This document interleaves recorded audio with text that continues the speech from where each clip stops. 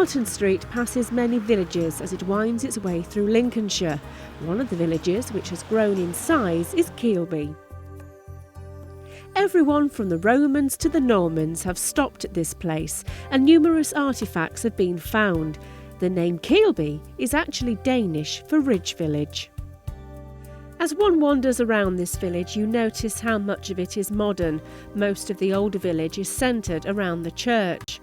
One of the oldest buildings is a tiny medieval chapel dating back to the 12th century, which is part of Chapel Farmhouse.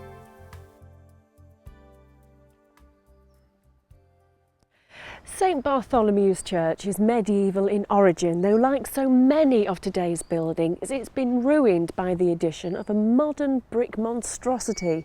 I say if we're going to add additions to buildings, let's keep them in keeping with the original style. Most of the village cottages have been wiped out, but by the church stands a row of 5 whitewashed cottages built with thick chalk walls. As you wander around this old part of the village, many of the buildings are Georgian or Victorian. The manor house, built in 1794, still shows signs of the days of the window tax, when people were forced to block up windows in order to avoid paying money. The great Methodist preacher John Wesley stopped here as well, on his way to Grimsby, and there's still a lively Methodist community here.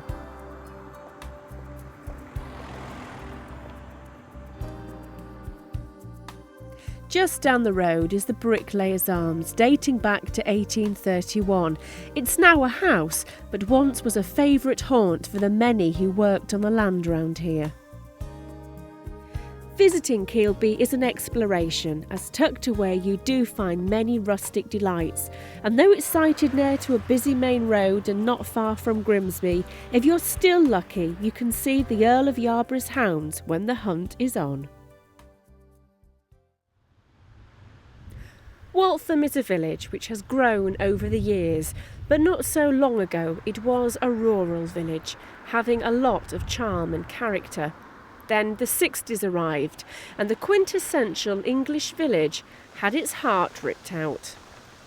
It's mentioned in the Domesday Book, but its history goes back further.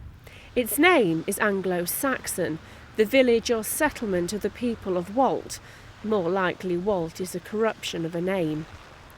The village is dominated by the windmill and the church. All Saints' Church was no doubt built on the site of an earlier one. It's a beautiful building, and it recently has had its roof restored. In the 17th century, the church tower had a spire, but in 1680 the village called for it to be pulled down in order to save the church, as the steeple was cracked. Over the road from the church, where the abomination of ugly red brick buildings is, once stood the site of some shops, one a Georgian shop selling haberdashery. Opposite, and what is now the village green, was the rectory, its gardens stretching down to where the King's Head now stands. And the King's Head replaced an earlier King's Head. Like everything, most buildings were pulled down in the 60s. At one time, the village, like many villages, had its own blacksmith, the smithy standing on the corner of Brigsley Road and Cheapside. Harry Jackson was the smithy here for many years, and he was the last smith here, the forge closing in 1968. His family donated his anvil to the village, and it now stands on the green. During the Second World War, the village became home to 550 Squadron from 1943 to 45.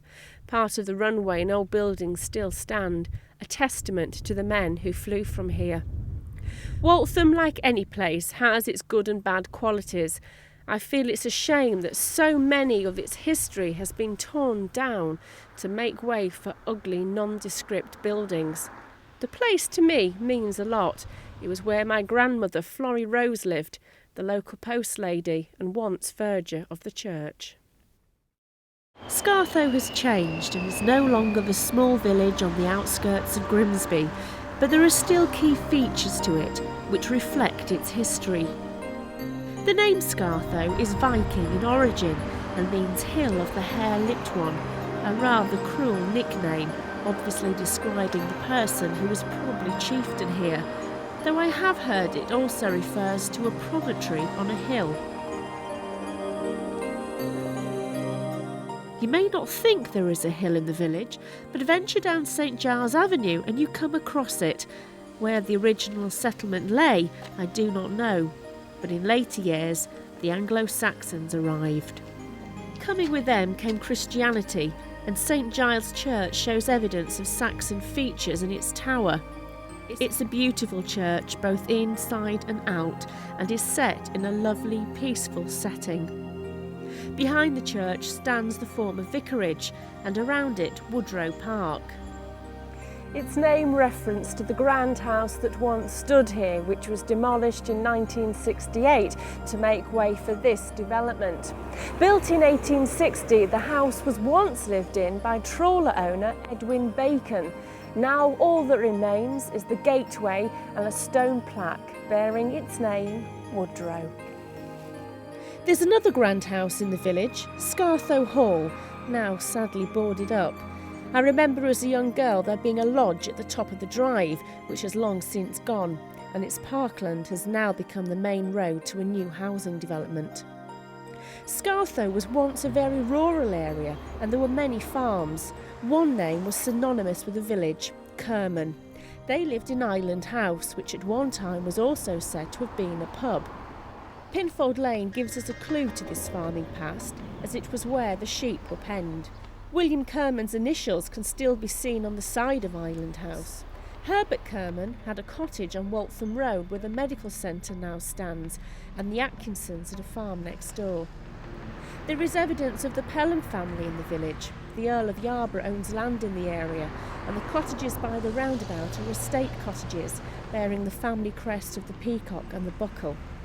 One cannot leave Scartho without mentioning the flower cottages, all named after flowers in the order they bloom seasonally. The houses are much sought after, and in an area which has been built up over the years, it's a hark back to those rural days. Nestled in the Wolds lie a village which is well known to those because of its position on the Viking Way, Walesby.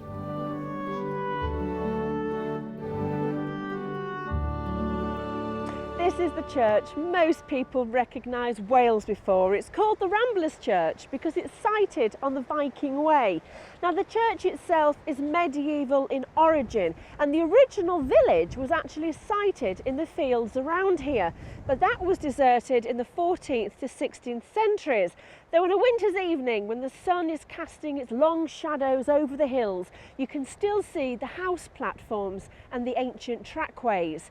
Now today's settlement, of course, is further down the hill, and the only reason that moved to where it is because of water, which meant this poor church was left up here to rack and ruin.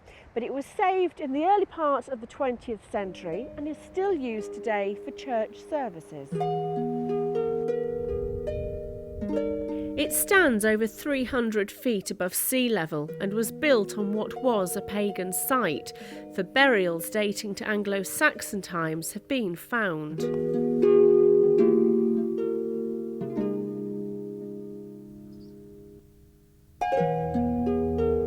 Half a mile east from the church there once stood a Roman villa, and it was in this vicinity in the 1950s that the Walesby tank was discovered.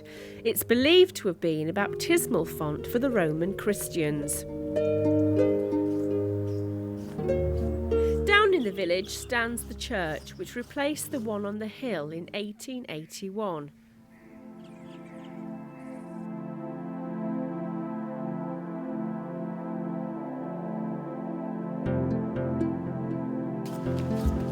Heading through the village, one can follow the Viking Way.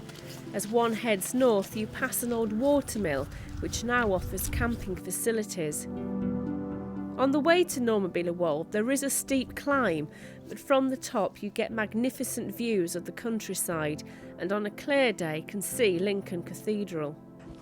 The Viking Way is 147 miles long and runs from Rutland to the Humber. It's a route that's very popular with many walkers because because, as you can see, it takes in many outstanding views. And one of the villages it passes through is Normanby-le-Wold.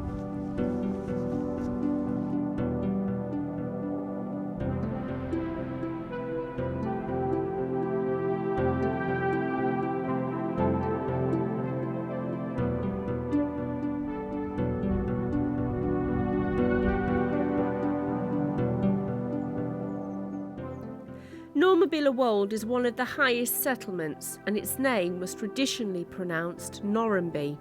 It's a pretty little hamlet with a church that dates back to the 13th century in places, and its church tower is believed to be around 700 years old.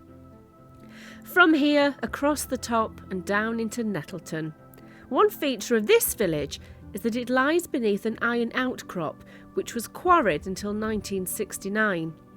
Evidence of the mines can still be seen, and there was at one time a single gauge railway to move the iron. Or, according to some, there were actually treacle mines.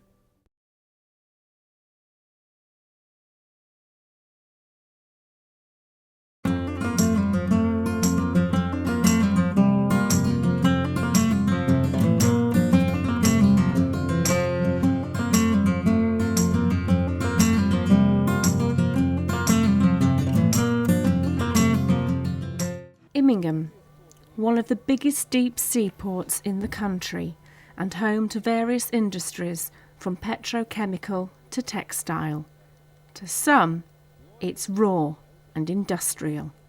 The town is also steeped in history.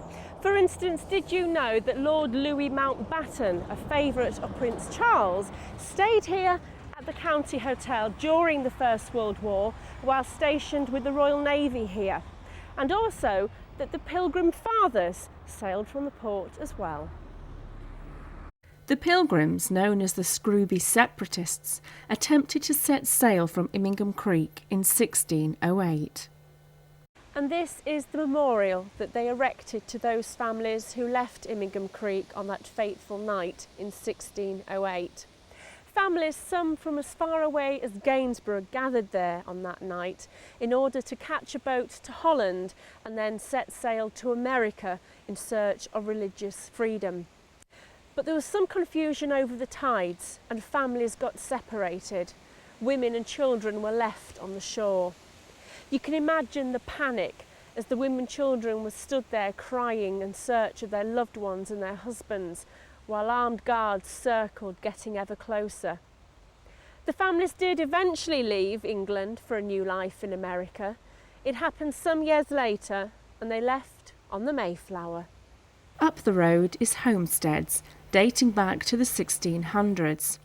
Once most of Immingham consisted of little lanes with mud and stud cottages, but sadly they are now all gone.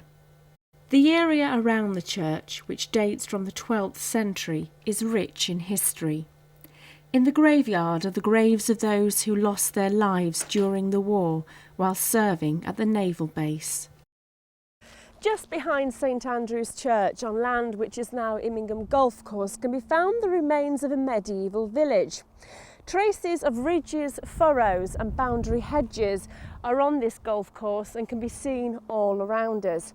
And that's not the only archaeological items in Immingham.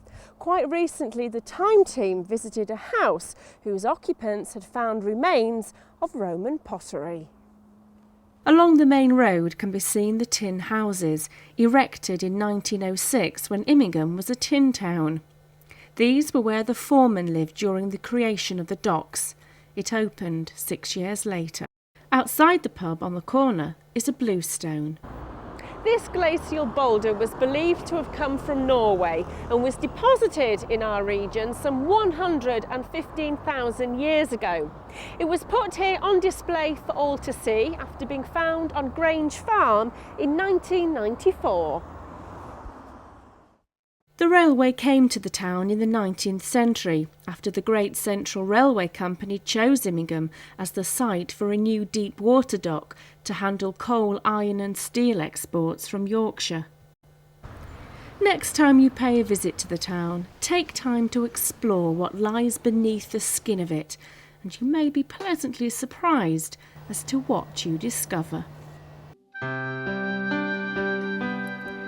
Appleby lies on the Ermine Street, the only village to do so, and largely comprises of late 19th century estate cottages. There are no shops or pubs. It's a treasure in North Lincolnshire.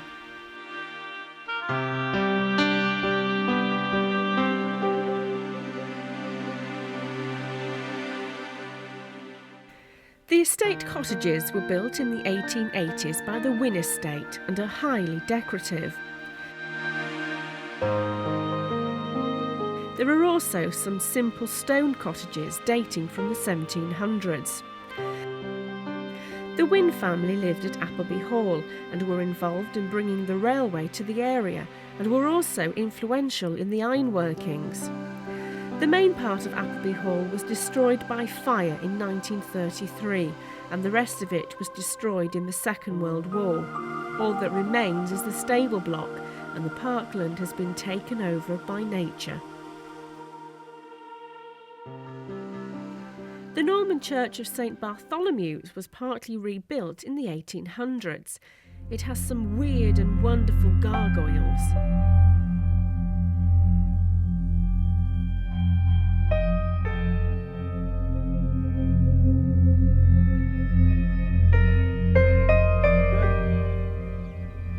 One of Appleby's most famous residents is buried here. Thomas Frederick Dunhill, a composer who was famous for his pioneering work in chamber music. He also wrote for opera and ballet, and he died in Scunthorpe in 1946.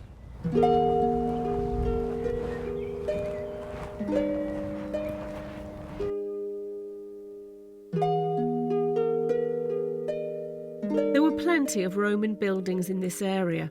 At nearby Hawkstow, a villa stood in what is now the grounds of the hall, and a rare mosaic depicting a chariot racing scene was discovered here in 1797 and can now be seen in a museum in Hull.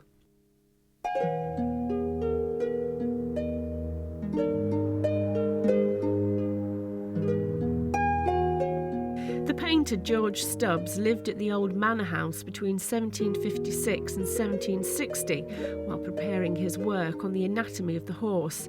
It's said horse carcasses were hoisted into the attic where they were dissected and drawn. What a lovely thought.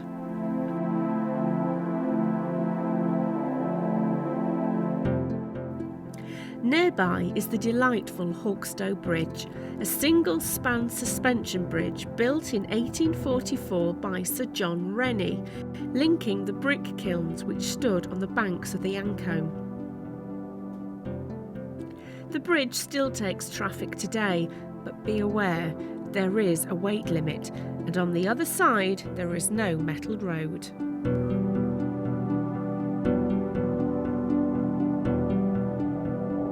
This is an area of North Lincolnshire which I feel has been grossly underestimated by many, and it's an area which is so rich in history, and there are many villages which we've already seen which are very picturesque.